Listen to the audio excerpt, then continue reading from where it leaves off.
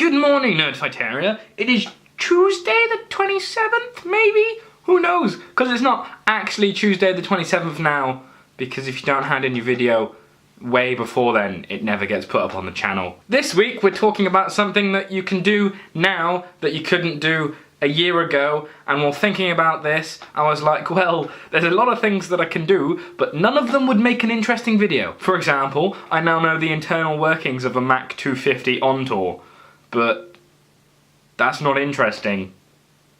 If it is interesting to you, please, drop me a message. We'll have a great little chat about it. It'll be wonderful. But I also, I do weird stuff like that all the time, but I couldn't think of, some kind of big overarching thing that I was like, well, I'm glad I can do that now, because pretty much my life has been coasting and doing little interesting things and no big thing. It's not like I've been teaching myself to do acrobatics or play an instrument or whatever. All these themes seem to put me in a bit of a corner because that's just they're very big and over-encompassing.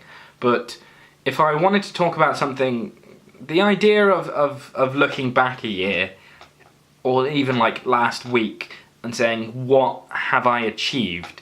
I think that's an important thing to do, not only just because you can learn stuff about yourself, but because it's a very good place to put yourself mentally so that, you get how you've progressed as a person and blah, blah, blah, blah, blah. The idea of trying to work out, during the process of trying to work out what I could talk about that I could do now that I couldn't do last year, I realised how fundamentally flawed human memory is, because as a general rule, we remember a lot of the bad stuff and pretty much none of the good, and then when we're reminded of it, it's by small things, and then it's very difficult to put it into the scale of a year, because I still don't think that my brain understands how long that is, and how long I've been on this earth, and how long, time is just a confusing concept, and just for general humans, it's difficult to be honestly reflective. And for me, it's even more difficult because it's not like I can tell where the days are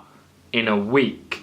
Never mind where the weeks are in a month. The months are in a year, and the years are in my life. But we still become new people every single week, every day, even every minute.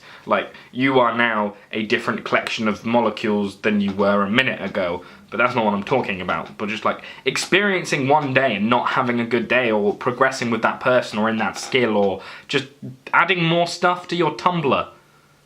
Oh, Tumblr.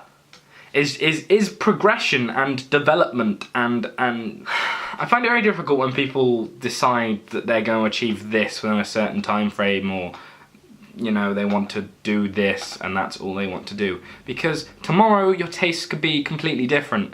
And I think rather than making all these plans, we should develop a good understanding of being able to look in and understand ourselves to actually make sense of our lives, rather than just build timetables and then hope that they don't fall apart underneath us as we change as people, which we do every day. So, yet again, I managed to completely not talk about the topic.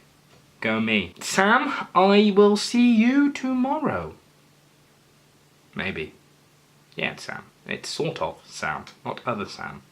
Not that other Sam is any less of a Sam than sort of Sam is. In fact, sort of Sam's less of a Sam because his name's sort of Sam.